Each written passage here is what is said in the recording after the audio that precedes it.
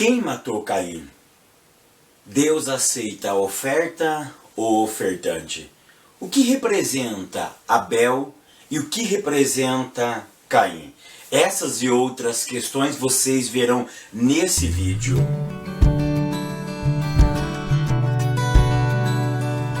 A paz, queridos, eu sou Fábio Segantin e estamos começando mais um programa semanal da Escola Bíblica Dominical para darmos sequência à nossa série de estudos bíblicos baseado no tema o caráter cristão ou a formação do caráter cristão. E hoje nós chegamos na segunda aula e a segunda aula vai falar sobre Abel, o caráter de Abel. E o tema tem como título Abel, exemplo de caráter que agrada a Deus. A leitura bíblica em classe se encontra no livro do Gênesis, capítulo 4, do verso 8 ao verso de número 16. Essas perguntas que eu fiz logo na introdução do nosso vídeo serão respondidas nessa aula. Porque falar de Abel é falar de um personagem singular. Falar de Abel é relembrar o Jardim do Éden. Falar de Abel é reviver a nossa própria história. É isso que nós vamos ver nessa pré-aula de hoje. Nós vamos ver que em algum momento nós temos uma grande semelhança com Abel. Então Abel é muito próximo de mim, é muito próximo de você. Então hoje nós vamos falar um pouquinho sobre Abel. Quem foi Abel? Abel, ele foi o segundo filho de Adão e Eva. Abel nasce antes da queda ou depois da queda? Isso, perfeito. Abel nasce depois da queda, tá? Depois da queda de Adão e Eva, aquele episódio que dar-se-á no capítulo 3 do livro de Gênesis. Depois disso, após o pecado ter entrado, conforme diz o apóstolo Paulo, no mundo, então inicia-se a vida de Abel. Então Caim e Abel nasce depois da queda. Então nós vamos ver hoje a história do segundo filho de Adão e Eva. Por quê? Quem foi o primeiro? Foi Caim. Primeiro nasce Caim, depois nasce Abel. O que representa a vida de Abel? Tá? Abel, ele representa os verdadeiros filhos de Deus vivendo num mundo tenebroso.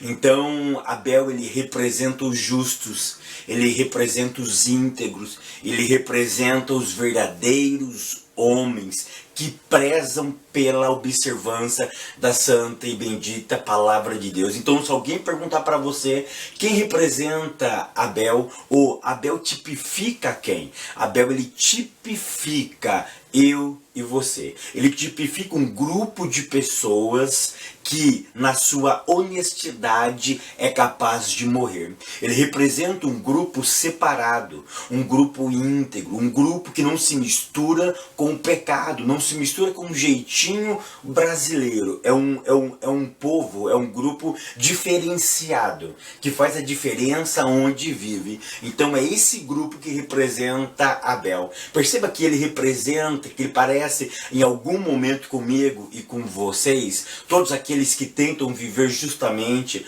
todos aqueles que tentam viver com uma integridade, todos aqueles que tentam viver de forma moralmente digno, ou seja, quem tenta viver piamente, Paulo já diz isso, sofrerão grandes perseguições.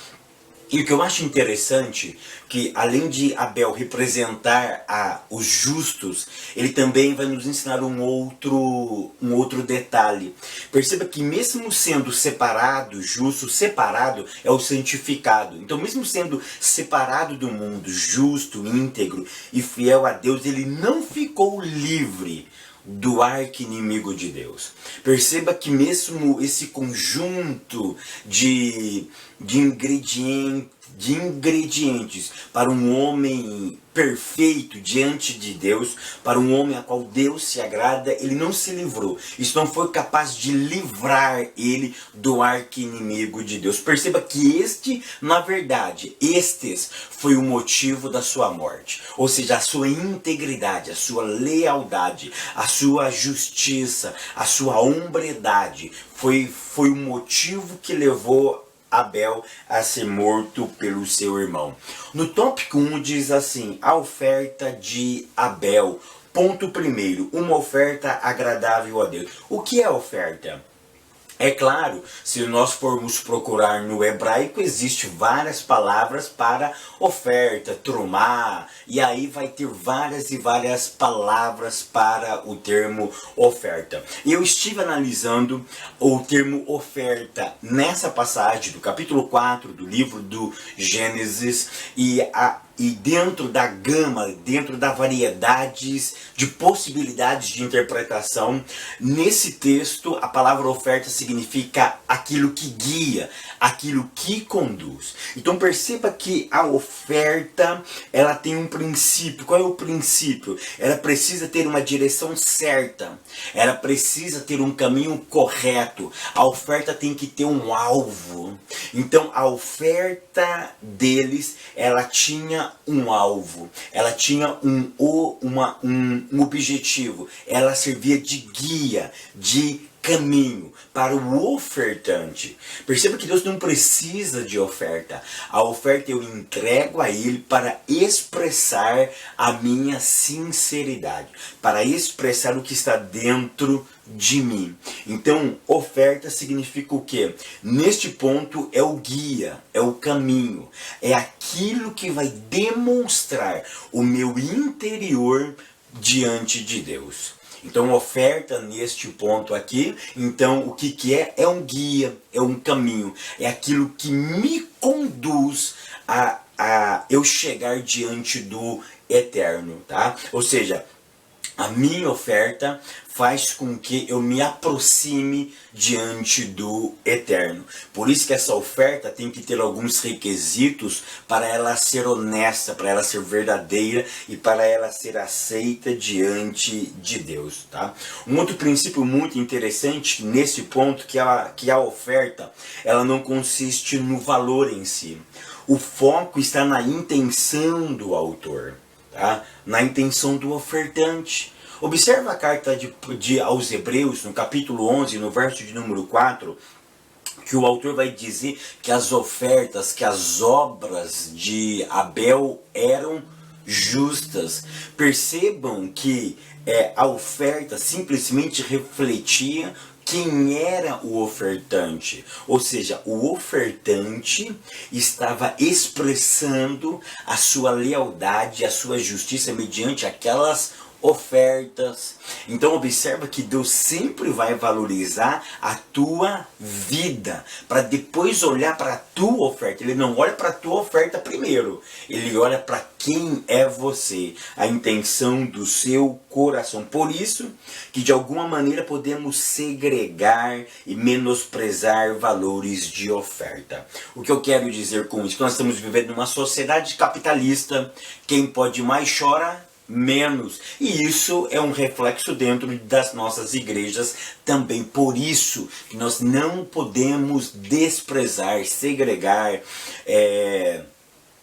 colocar de lado pessoas que dão ofertas menores, porque talvez é tudo o que ela tem. Então perceba que a oferta tem um sentido de guiar, de conduzir você a um relacionamento mais profundo com Deus. Segundo ponto, uma oferta profética. Olha para mim com todo carinho. Será que a oferta de Abel apontava para Cristo? Queridos, nós não vamos entrar nesse mérito, mas eu quero que vocês percebam uma coisa.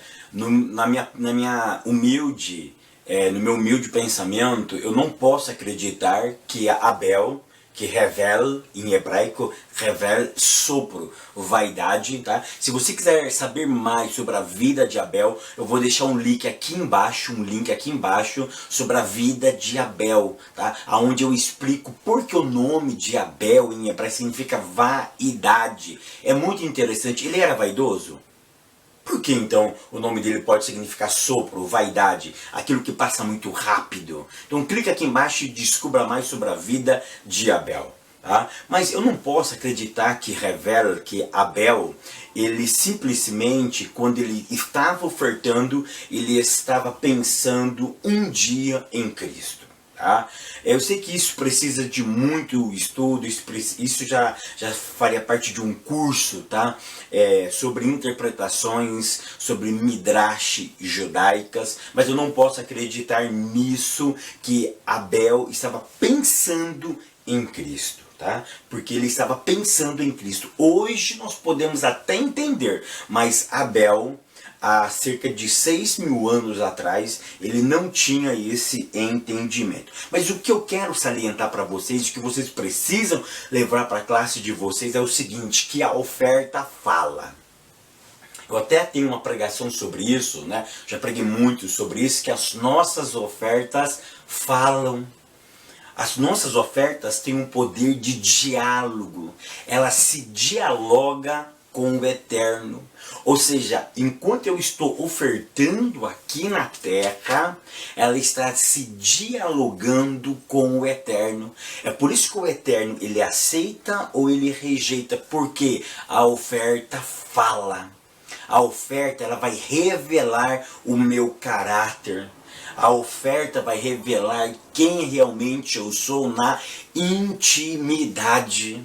Isso é muito interessante, tá? A oferta, ela fala. A oferta, ela tem o poder de se comunicar com o Eterno. É por isso que a oferta de Abel foi aceita, porque a oferta de Abel se comunicava com o Eterno, falava. Ela entrou na mesma sintonia do Eterno. A oferta de Caim, ela não entrou na mesma sintonia, saiu fora da sintonia. Sabe quando o rádio está chiando? Aconteceu aquilo, não tinha comunicação. Ou seja, Deus, de uma forma muito humana, ele não estava entendendo o que Caim queria dizer ao certo. Ou seja, estava tentando enrolar a Deus. Ele estava tentando ludibriar. Ele estava tentando passar uma imagem negativa, falsa, tá? De quem ele não era. É por isso que as nossas ofertas falam. E isso é muito importante nós levarmos para a clássica. Nossas ofertas se comunicam com o Eterno. Um outro detalhe que nós precisamos entender aqui é o seguinte: a oferta de Abel. Qual era o propósito da oferta de Abel? Era pedir ou agradecer? Queridos, olha para o texto. Gênesis capítulo 4, leia ele inteiramente para que você possa compreender. A oferta de Abel era uma oferta de gratidão. A oferta de Abel, ela não tinha caráter de fazer uma petição. Ele não estava pedindo nada, ele estava agradecendo, porque o teor da sua oferta, os ingredientes da sua oferta era uma oferta de gratidão, era uma oferta de agradecimento por um favor recebido por alguém. Perceba que como é tão diferente a oferta de Abel com as nossas ofertas, porque as nossas ofertas hoje, qual é? Ela sempre vai ter um caráter de petição. As nossas ofertas sempre vai ter um caráter de barganha. Eu dou para receber. Mas o caráter da oferta de Abel foi um caráter de gratidão, de agradecer por aquilo que ele estava vivendo, pelo momento da sua vida. É tão interessante que o texto não nos relata como que Abel vivia, a situação de Abel, se era próspera ou não, se ele sofria uma pressão daquela comunidade em que ele vivia ou não. O texto não me informa como ele estava vivendo. O texto simplesmente me informa que ele estava agradecendo. Isso é um princípio fundamental da nossa vida, é agradecer. Agradecer a Deus por todos os detalhes. É por isso que o salmista, eu já disse aqui em algumas aulas, no Salmo 103, o salmista vai expressar justamente isso. Bendiz a minha alma ao Senhor e tudo que é em mim, bendigo o teu santo nome. Não te esqueça de nenhum dos teus benefícios. Eu tenho um programa também no YouTube chamado Programa Palavra Certa. Inclusive eu até fiz já um vídeo sobre o Salmo 103. Eu dei uma dica. E a minha dica era que você pegasse um papel e uma caneta e escrevesse os benefícios que o Senhor fez na tua vida, porque isso era um exercício para que você pudesse sempre agradecer por aquilo que Deus já tinha feito ao longo do tempo. Ele iria acrescentando benefícios e você ia escrevendo, você ia enumerando, acrescentando aquilo que o Eterno estava fazendo na tua vida. Então perceba que a oferta de Abel, ela tem um caráter de agradecimento e não um caráter de petição. Ponto 3, uma oferta valiosa. A nossa oferta, ela tem que atender também um requisito muito importante, que é o conceito chamado melhor. Mas eu quero que vocês percebam o seguinte, que o melhor, ele é relativo. Tá? O que é melhor para você pode ser ruim ou pior para mim. Nossa, eu estou vivendo o melhor momento da minha vida, mas para aquela outra pessoa pode ser o pior momento da vida dele. Por exemplo, você não tinha absolutamente nada e você compra uma casinha, e essa casinha você pagou 100 mil reais. Você está vivendo o seu melhor momento. Mas só veio um mega empresário, tinha uma casa de 1 milhão de reais, ele perdeu tudo. E ele ficou com uma casinha de 100 mil reais. E ele vai dizer para dentro dele que este é um pior momento ou a pior fase da vida dele. Então perceba que o melhor, ele pode ser relativo. É por isso que na oferta, preste atenção, o melhor também ele é relativo. Ou seja, se eu nunca vou poder dar a Deus, ofertar a Ele as sobras. Então perceba que as sobras é proibido a oferta. Eu não posso ofertar da sobra? É claro que não. Você tem que ofertar aquele sacrifício, uma oferta de sacrifício. É uma oferta, não a quantia, mas aquela onde você exprime dificuldade na tua oferta. É aquilo que para o seu momento vai ser o melhor. Talvez você ganha, por exemplo, 500 reais por mês e você quer dar uma oferta de 20 reais, de 30 reais. Você percebe que alguém que ganha 500, dando 30, é uma oferta expressiva? É algo assim expressivo a Deus? Ou seja, é um sacrifício que ele está fazendo, diferente que alguém que ganha 5 mil reais faz uma oferta de 30 reais, está vendo a desproporção do valor? Vocês percebem que o melhor é relativo, tá? Talvez o melhor para você é um Fusca, tá? Para mim é o meu Uninho, porque agora eu troquei de carro, estou com um Uninho 97, talvez para mim é o meu Uninho. O meu Uninho é o melhor carro que eu tenho no momento, é o melhor que eu vou ofertar para Deus. Então perceba que a oferta, ela é relativa. É por isso que Deus não olha a oferta, Ele olha o ofertante. É por isso que o texto vai dizer com muita propriedade que Deus olhou para Abel e atentou para a sua oferta. Ou seja, então nós temos que estabelecer aqui o melhor, ele é relativo. Porque nós sabemos o que é bom, tá? Nós sabemos o que é excelente, mas o meu melhor neste momento talvez é fazer isso para Deus. Tá? Talvez daqui a 2, 3 anos o meu melhor vai ser uma outra possibilidade melhor do que eu estou vivendo agora. Então o melhor é aquilo que você pode fazer agora, se esforçando e no sacrifício. Talvez lá na frente, esse melhor que você fez hoje, ele deixe de ser o melhor. Ele passa a ser algo simples. Por exemplo, eu jamais posso esperar ter para fazer. Tem pessoas, por exemplo, que ele não grava vídeo se não tiver uma mega de uma câmera, se tiver uma baita de uma iluminação, se ele não ter conhecimentos, ou seja, eu preciso começar a fazer. Ou seja, se o meu melhor hoje é isso, eu vou fazer isso. Tá? Diferente de relaxo. Talvez se você pode melhorar e não melhora, você está relaxando. E oferta relaxada a Deus não aceita. Então perceba o que é o melhor. O melhor, ele é relativo. Analisa a tua vida. Vê o que você pode fazer para Deus no sacrifício e faça. Que é esse tipo de oferta que ele aceita, que ele recebe, que se comunica com ele, que fala com ele. No tópico de número 2, diz assim: A injustiça contra Abel.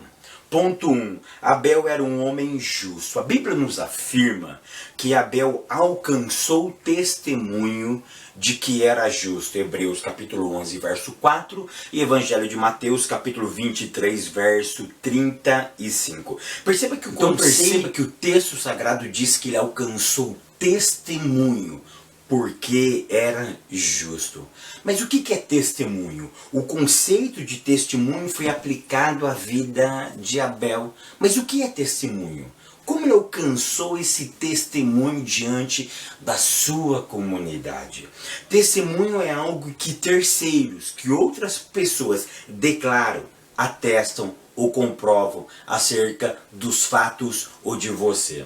Então testemunhar é declarar, é atestar, é comprovar os fatos. Então perceba que em sua comunidade, quando Abel estava vivendo, Abel já vivia diante de uma sociedade. Não existia somente Abel e Caim, existia outras pessoas. Por isso que Caim ficou com medo de ir embora e de ser morto.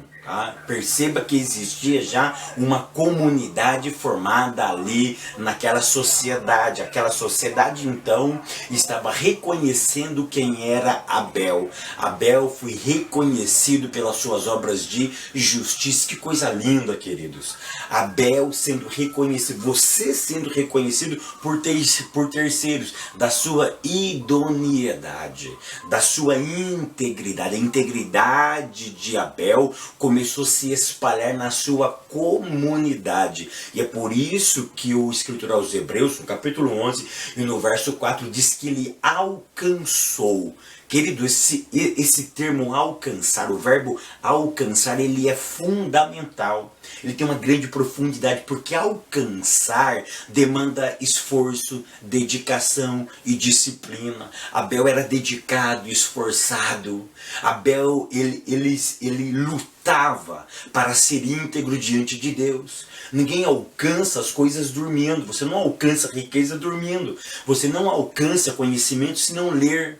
Você não alcança uma boa forma, não é o meu caso, né? Se você não fazer uma boa alimentação, uma dieta e fazer exercícios físicos. Para você alcançar, por exemplo, a magreza, ou seja, um corpo ideal, você tem que lutar. Para eu alcançar conhecimento, eu tenho que ler. Eu tenho que assistir vídeos, eu tenho que fazer cursos, fazer palestras e assim por diante. Ou seja, para eu alcançar eu preciso ser determinado e ter disciplina. Abel era determinado, tinha foco e ele também era persistente naquilo que ele se propôs na vida, daquilo que ele aprendeu. Por isso ele alcançou testemunho. E desse testemunho eu aprendo duas coisas. A primeira coisa que eu aprendo é o seguinte: que o mundo reconhece os justos. Isso está notório nesse texto. O mundo reconheceu quem era Noé, ou quem era Abel. Mas uma outra verdade também é explícita nesse texto.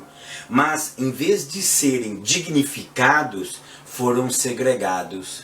Perceba que Abel deveria ser dignificado pela sociedade, pelo seu irmão, pela sua integridade, pela sua idoneidade, mas foi o contrário. A justiça de Abel levou ele à morte. A integridade de Abel levou Abel à morte. Vocês percebem que Abel, por isso que eu disse que Abel se parece muito comigo e com você, se parece conosco, com aqueles que tentam ser justos e honestos diante de uma sociedade tenebrosa, mundana e pecaminosa. Vocês percebem isso? Ele morreu simplesmente porque foi íntegro, porque falou a verdade, porque alcançou o testemunho da sua sociedade. O sermão ficou assim, irado com isso. O seu irmão ficou assim perplexo por isso. E essa integridade fez com que alimentasse uma ira dentro de Caim, fazendo com que o seu irmão derramasse o sangue de um inocente. Então essas duas verdades, elas são primordiais nesse texto. O ponto 2 diz assim: Abel, o primeiro Marte. O que é Marte? Marte é alguém que sofre algum tipo de tortura ou de sofrimento em nome de sua fé e em nome de suas crenças, que geralmente tem que terminar, tem que culminar em morte. Perceba que a morte de Abel, ela foi motivada por quê? Por uma inveja. Então perceba que Abel foi o primeiro mártir da história. Ele entra dentro dos grandes mártires que o mundo já viu. Então mártir é aquele que tem que ser obrigatoriamente ter derramamento de sangue. Ele sofre por suas convicções e por suas crenças. E o que me chama a atenção é que foi por um motivo torpe, um motivo besta, um motivo banal. Tá? Simplesmente porque a oferta dele foi aceita e a de Caim não foi. Só por isso. Só porque Caim, na hora do culto, ele percebeu que a sua oferta não tinha sido aceita, ele se revoltou. Ele falou, pera aí que Abel vai se ver comigo. Eu vou bater um papo com Abel e se Abel não abrir os olhos, eu mato Abel. É claro que o texto não diz isso de forma muito clara, nós vamos ver daqui um pouquinho sobre isso, mas perceba que foi uma coisa fútil, uma coisa torpe, uma coisa insignificante, uma coisa banal, que levou à morte de um justo, de um inocente. E qual foi o motivo? Inveja. E perceba que eu já expliquei o que é inveja. Inveja nada mais é do que, eu não tenho inveja do que o outro tem, eu tenho inveja da pessoa. Eu já expliquei isso, tá? A diferença entre inveja e ciúme. Ou seja, ele invejou o irmão, porque a oferta do irmão foi aceita. Ou seja, ele sabia que na verdade era a conduta de Abel. Abel tinha um estilo de vida. O texto diz que ele alcançou o testemunho de integridade. Caim sabia que o seu testemunho não era bom. Ele sabia que a sua oferta não tinha sido aceita porque ele era um homem ruim de coração, um homem mau. Ele não tinha alcançado o testemunho como Abel conseguiu diante daquela sociedade em que ambos viviam. E por isso, motivado pela inveja, ele mata o seu irmão. E o texto, no ponto de número 3, diz assim, o sangue de Abel. Queridos, no ponto de número 2, o nosso autor vai dizer que Caim cometeu o crime que hoje seria chamado de homicídio culposo. Ele vai até qualificar aí, tá? Os advogados aí que conhecem o Código Penal, o artigo 121 e os seus desdobramentos, sabem muito bem como chama esse crime. É homicídio qualificado com dolo por motivo torpe. O que é o dolo? Quando tem intenção. É quando eu premedito. Pera, eu vou pegar ele naquela rua, porque ele passa a tal hora, geralmente naquela hora ele está sozinho, e eu vou pegar ele de costa, eu faço isso e faço aquilo. Ou seja, eu premedito o crime. Isso é dolo. Tá? E o motivo torpe, motivo inútil, vão, fútil, ou seja, banal, tá? Mas não compete a nós. Aqui eu estava lendo algumas midrashis judaicas.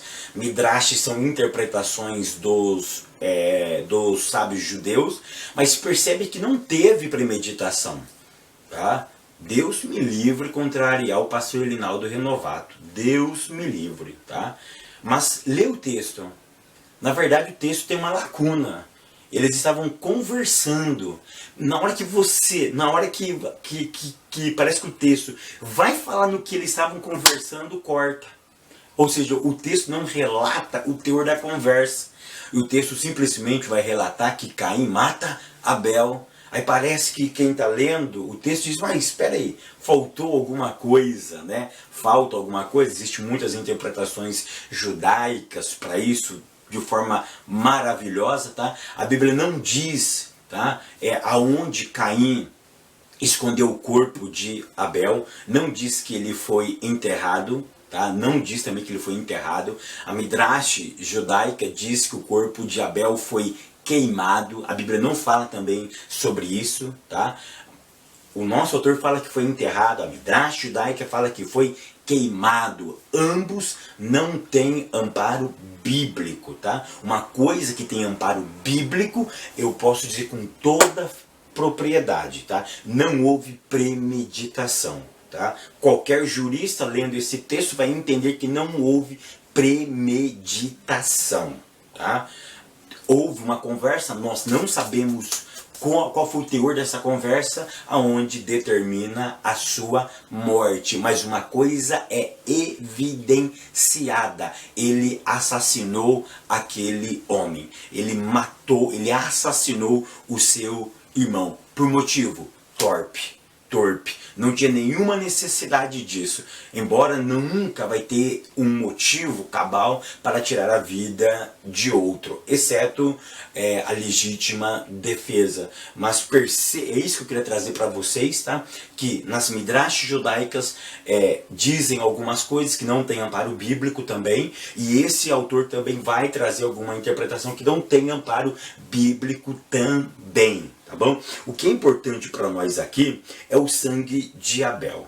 Abel, ele comete o primeiro homicídio da história. Isso é patente, isso é latente, tá? Ele cometeu uma morte, ele matou o seu irmão, tá? E eu acho tão interessante que quando ele mata, essa história da morte do seu irmão vai me revelar algumas coisas. A primeira coisa que me revela é quando o Eterno chega para conversar com Abel. E quando chega para conversar com Caim, Abel já está morto. Aí Deus chega para Caim e diz: Caim, cadê teu irmão? Ele olha assim e diz: aí só eu guardo, eu sou babá dele, eu tenho ficado no pé dele. Eu não sou pastor de ovelha, eu sou lavrador da terra. Eu não cuido de pessoas, eu não cuido dele, eu não sou guardião dele. E Deus olha, sabe o que isso nos revela? Isso nos revela algumas possibilidades. Que Caim acreditava que o Deus dos céus não interferia nas coisas da terra. A Midrash judaica vai me ensinar a isso. Ele ensina justamente isso, que quando Caim dá essa resposta para o Eterno, ele acreditava que o Deus dos céus ele não interferiria nas coisas da terra. Ele achava que terra era terra, céu era céu, que não existia o Deus de lá não se interferia aqui, e que os homens resolviam os seus próprios problemas. E Deus vai mostrar para Caim que não é bem assim. Deus vai mostrar para Caim que Deus interfere nos problemas do homem. Deus interfere nas causas dos justos, que Deus trabalha para aqueles que nele esperam. Deus olha para Abel e diz: Abel, Deus olha para Caim e diz: Caim, você está de brincadeira. Sabe por quê, Caim? Vou te dizer uma coisa, eu não sei. Eu estou parafraseando, eu não sei se você enterrou, claro que Deus sabia, ou se você queimou. Mas uma coisa é certa, Caim: o sangue do teu irmão clama diante de mim. Eu ouço vozes do sangue de Abel. Eu já expliquei em 2 aulas anteriores e vou explicar novamente nessa aula. A palavra sangue em hebraico aqui é dam. Queridos, eu já expliquei em 2 aulas anteriores, vou explicar novamente. Quando o texto diz que a voz do sangue de Abel clama diante de mim, está dizendo o seguinte: a palavra sangue aqui é dam. E dam tem uma conotação com a terra. E terra fala de humanidade. Quando Deus cria Adão, Deus cria o homem. Aí vem a palavra Adamá, ou a palavra Adam. Adam vem de Adamá. Adamá é terra. Ou seja, olha a dinâmica disso daqui. Deus estava dizendo para Caim: Caim, você não matou Abel? Eu estou ouvindo as vozes dos filhos de Abel. Ou seja, a descendência, a posteridade de Abel está clamando. Eu estou ouvindo vozes, e essas vozes clamam por justiça. Você achava, Caim, que o Deus do céu ficava lá em cima na inércia e não se interferia nos assuntos terrenos. Mas eu quero te informar uma coisa, Caim. Tudo que fazemos aqui nesta terra reflete no mundo espiritual. E eu não sou somente dono do mundo espiritual, mas eu também sou soberano no mundo terrestre. E eu estou ouvindo vozes. E você é o culpado do sangue desses inocentes. Oh, queridos, isso é profundo. Ou seja, Deus estava ouvindo vozes. Deus estava ouvindo a posteridade. Ou seja, Deus estava ensinando para Caim, para mim e para você, que Deus se interfere na nossa sociedade. Deus se interfere neste mundo. Deus, ele não fica na inércia, ele não fica no mundo isolado, segregado. Não, esse mundo também é dele. Se ele criou, ele cuida, ele trabalha, ele também se interessa na atividade humana.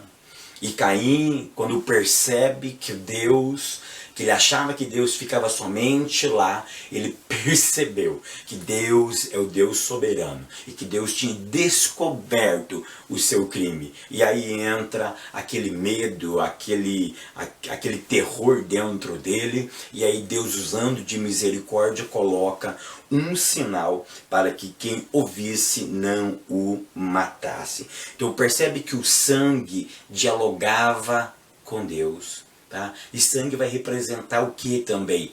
A oferta. Isso é um outro assunto muito profundo. Tá? Por isso que o sangue dos animais eram derramados. Sangue fala, sangue dialoga com o eterno. O tópico de número 3 diz assim: um homem que agradou a Deus. Ponto 1. Abel soube agradar a Deus. Adão e Eva, tá? Por que Abel agradou a Deus? E no ponto 2 vai dizer que Abel buscou a Deus. Aqui tem um papel fundamental de quem? Dos pais. Os pais como educadores. Eu quero dizer eu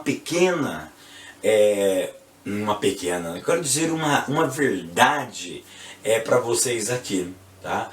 Que o papel dos pais é um papel primordial.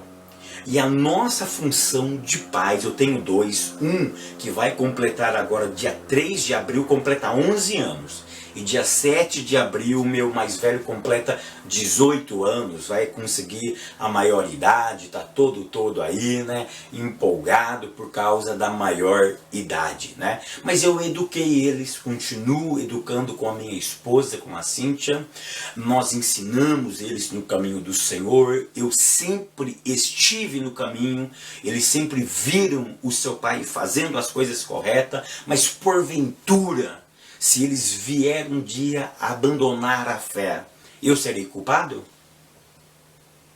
Perceba que eu ensinei, eduquei, eu fiz nenhum pai, ou claro, um pai em sã consciência tem a intenção de fazer o seu filho, de esforçar para desviar o seu filho do caminho. Ele quer que o filho esteja no caminho.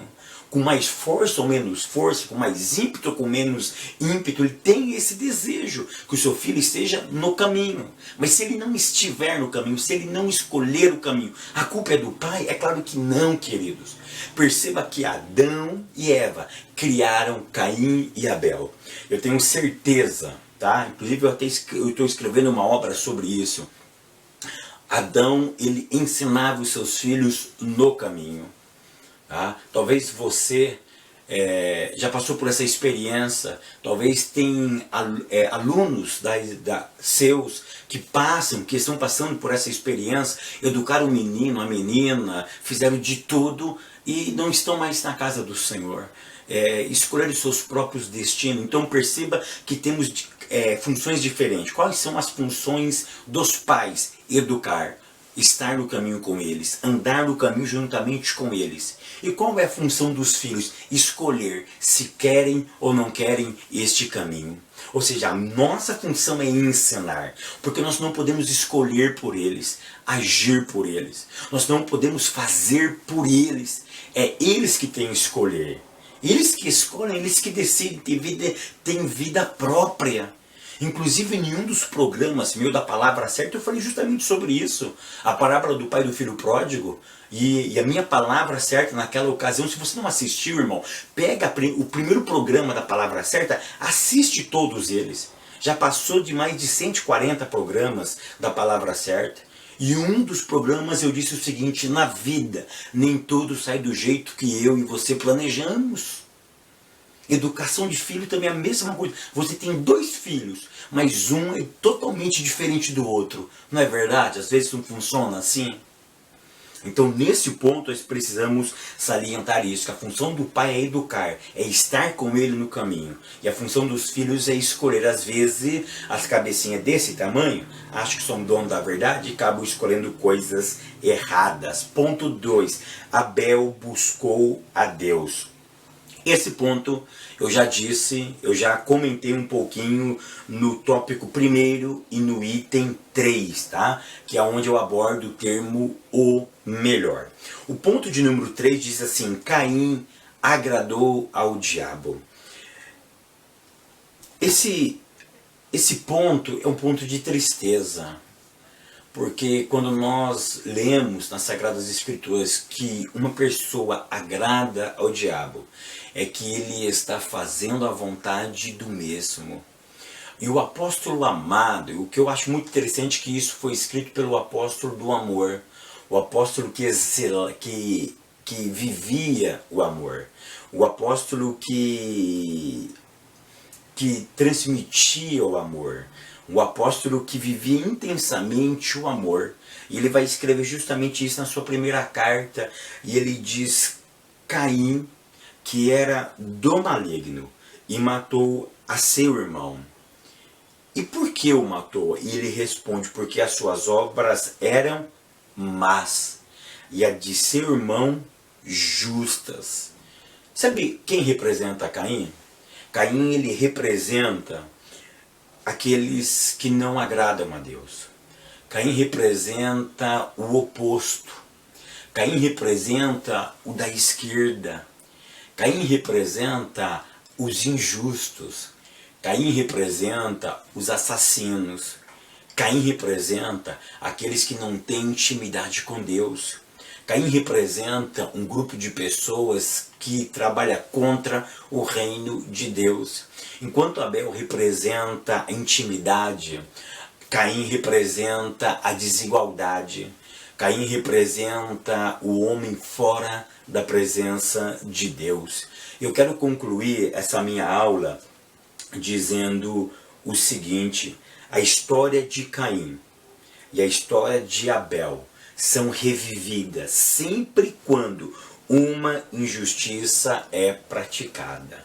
Quando você ver, quando você presenciar ou ouvir falando acerca de injustiça, lembre da história de Caim e de Abel.